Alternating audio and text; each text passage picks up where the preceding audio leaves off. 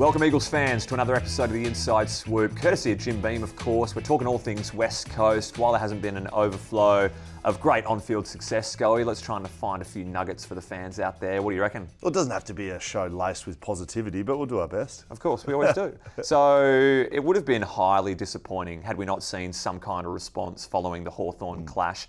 You could say the spirit and the fight was certainly there. They ticked off a lot of personal team KPIs within the contest, but ultimately it results in their 9th straight defeat, and it was quite a blowout come the end of the game. Yeah, so I mean some positives there. I know we'll talk about it a little bit later on, but the inside 50 count, of course, we won that. I think it's the first time this year, maybe, which is a positive. But then the negative on that fact, the goals that were kicked were just set shot goals. There was no crumbing goals, no stoppage goals, no free kicks. It was just set, or maybe there was a couple of free kicks for the set shot. So, you know, a well-rounded forward line with more entries than the opposition. You want to see opportunities taken at all levels, and it wasn't. But I agree, it was certainly, you know, a step in the right direction. It wasn't a 116-point loss. Still a fadeaway. You know, they lost some momentum and couldn't regain that. But yeah, overall more positive than negative, which is. You know, that hasn't been the case in some games this year. I know that Essendon certainly missed some gettable shots, but I think the coaching panel were lamenting missed opportunities as a big one. Yeah, I think after half-time, into that third quarter, there were some opportunities early, and there were a couple of missed shots that should be kicked at the level, didn't, and then goes down and that's a 12-point turnaround when Essendon score off the back of those missed shots. So they certainly hurt, especially a team that, you know, is struggling to perform. So you need to be efficient. You need to take your opportunities. That's no different to any other side in the competition, though. So, you know, set shots didn't go the way that they wanted to. A couple of opportunities were missed. You talk about inside 50 differential. We're averaging 30 less than our opposition. So when we're winning inside 50 counts in a game, celebratory times. Yes. Certainly helps getting quality soldiers back. You got Yo and Hearn returning and making immediate impact following their injury hiatus. Hearn's had 27 touches, hasn't missed any of his 21 kicks.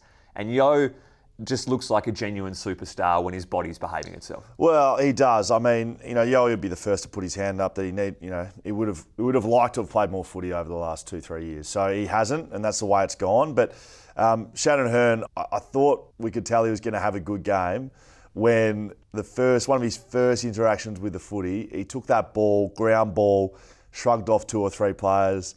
I was running out to do an interview on the ground. I ran past Shannon Hearn, and I said, "Oh, old boy, you still got it, big fella." He was happy with it. He knew what I was talking about. But, you know, having experience like that, it may not help these young guys in the moment. I spoke about it last week that having Hearn and Yo on the field doesn't help you take a ground ball on the wing when you're one-on-one with an opponent.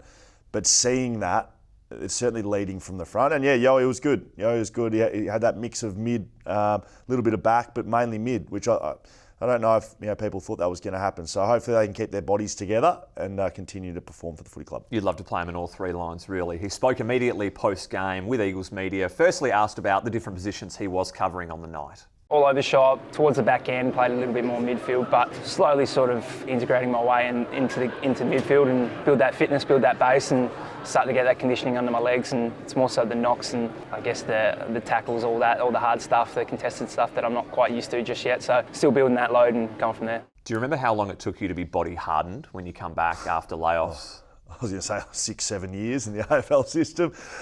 Look, after layoffs, definitely one. The second game back is usually, you know, your first one, you're full of adrenaline, you want to prove yourself, you're really up and about. The second one traditionally is a bit of a drop-off, and by the third, you feel settled. So expect maybe to see Yowie plateau a little bit, but as long as he can keep his body together, which is the important thing, I think a bit of an uptick in game 3. TB was another welcome return. He missed the trip to Tassie through illness, went immediately forward. As you picked on the broadcast, Scully, well done to you. Thank you. Captain's run, he's kicked 5 goals, Simo said. Now, I've seen enough captain's run in 15 years, and there's not a lot of defence. You weren't stopping Josh Kennedy from scoring goals in captain's run, were you? Well, this isn't strategic. In captain's run, do a full game drill, and it's to feel good. This is the day before the game. So you're not training to get better. You just want to feel good about yourself. So they do a full ground drill with 18 blokes on the field, and it's 18 v 0. There's no one defending. So if you're not kicking 5 as a forward, you got issues. Sure. I would say 5 is about medium. What do you think of the move on the night and in general? It's always hypothetical. Look back. it's always sort of, hindsight's always great here, but I think maybe they would like to have him as an option that they can throw forward rather than start forward. You run the real risk of, and I mean, hats off to taking a risk, but you do run the risk of what happened and get the first 3 goals of the game kicked against you in situations that TB would usually be that guy, and you're sitting there thinking, well, why didn't we just start him back?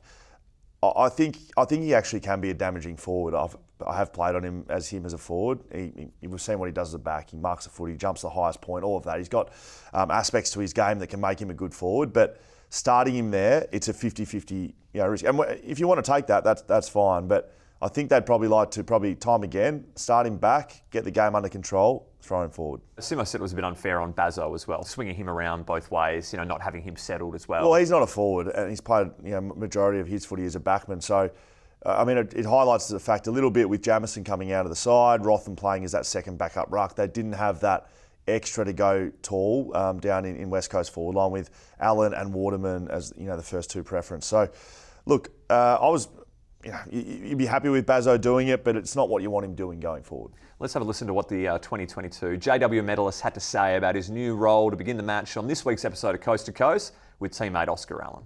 Mate, the 9 minutes that I was down there was fun, but it could have been way better if Aussie kicked me the ball when I'm one-on-one in the square 5 times. Yeah, I had one where it was early in the game, and I've seen I didn't even see you. I just saw Jake, and I was like, I'm kicking it to Jake. And then, get off to the bench. And she was like, we're not going to put him down there if you're not going to kick it to him. And I was like, oh, yeah, sorry, mate. I had the realisation that it's a necessary part of being a forward. And Josh Kennedy used to do it. He was the best at it. He's grabbing someone by the throat and say, kick me the ball. Swear word X, Y, and Z, I'm going to kill you. Kick me the ball. Don't kick it to anyone else. And that's actually what you need to happen. Did you see any of those cooks in your time?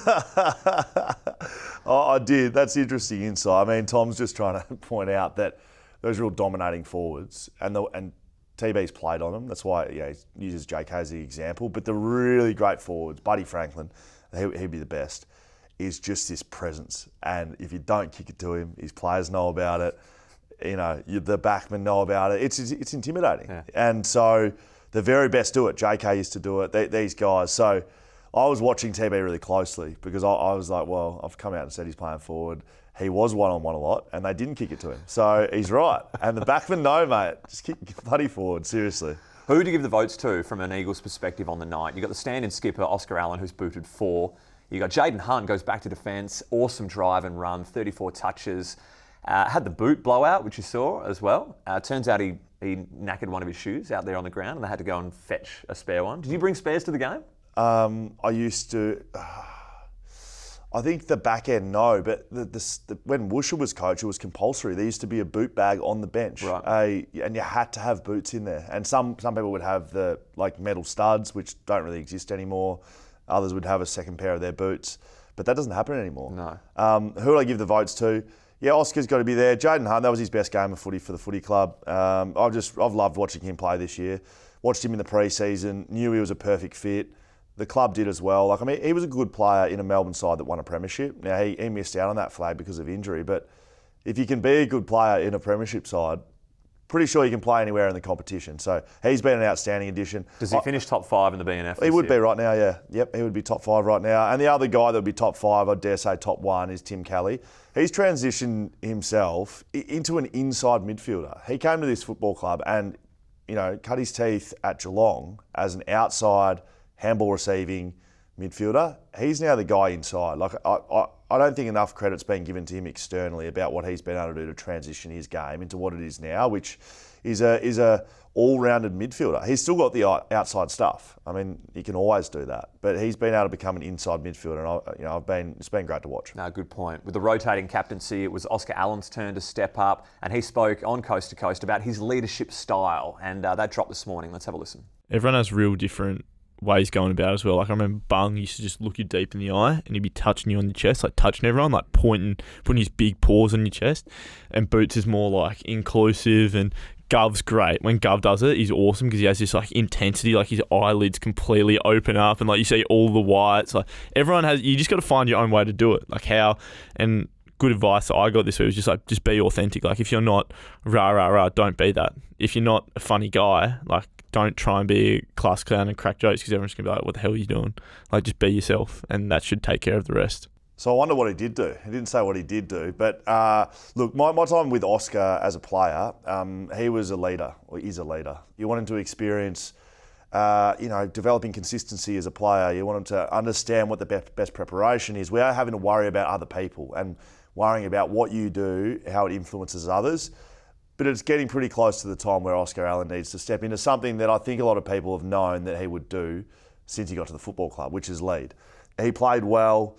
I was impressed with his leadership style. I watched him for that first quarter. I was watching the forward line, and he looked like he went up a level. I think that's been the same for all the guys. Tom Barrass played up a level. Liam Duggan, I thought, lifted as captain. And that's what that role's meant to do. You're meant to go to another level as leader of this football club. So the last thing I would say is we're getting a lot of clips from coast to coast in this podcast. Yeah, you like that? I mean, Backchat, can I give that a mention?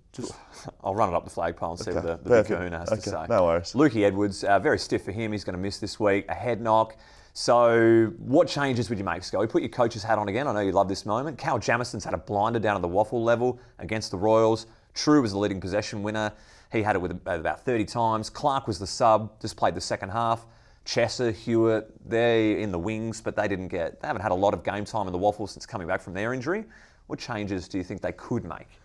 Well, it's the first time this discussion's been able to be had in about 10 weeks, isn't it? In all seriousness. Like that, there literally hasn't been one discussion around who you'd drop or it's just who's available. Is anyone coming back every time? So overall, without having seen the waffle game, I don't know exactly. I don't know if Josh Rotham as a second ruck, whether they're happy or not.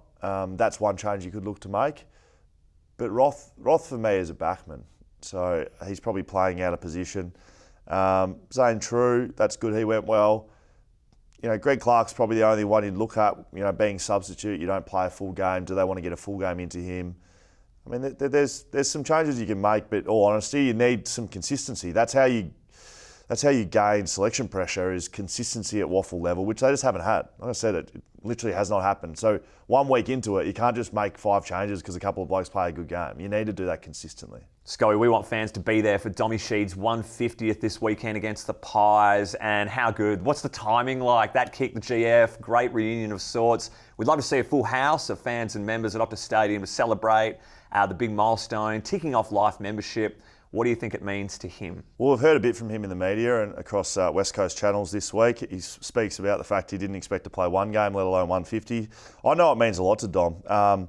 He spent time, like me, out of the team. Like he was 2018's a perfect example. He was dropped. He was not a first selection midfielder, and comes into that side in 18, late in the piece, and does what he does in the grand final. And everyone likes to talk about that. And he's certainly come to terms with accepting that doesn't, that may define him a little bit as a player, but also understands it doesn't. And I'm always careful talking about it because he's played 150 games now and he's done a lot as a player, more than just the Dom Sheed from the boundary.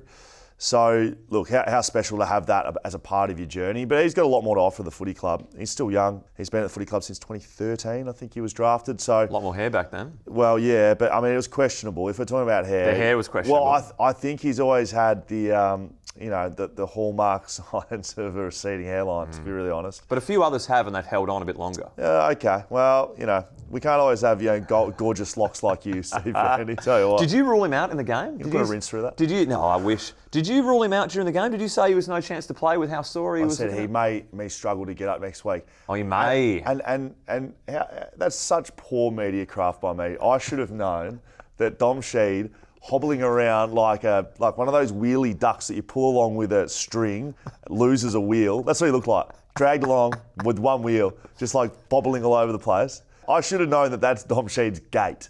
He looks like he struggles at the best of times, Dom, so I'm sure he'll be just fine. We will hear from him one more time. Let's have a listen to him. The milestone man, front of the media this week, ahead of Saturday afternoon's encounter.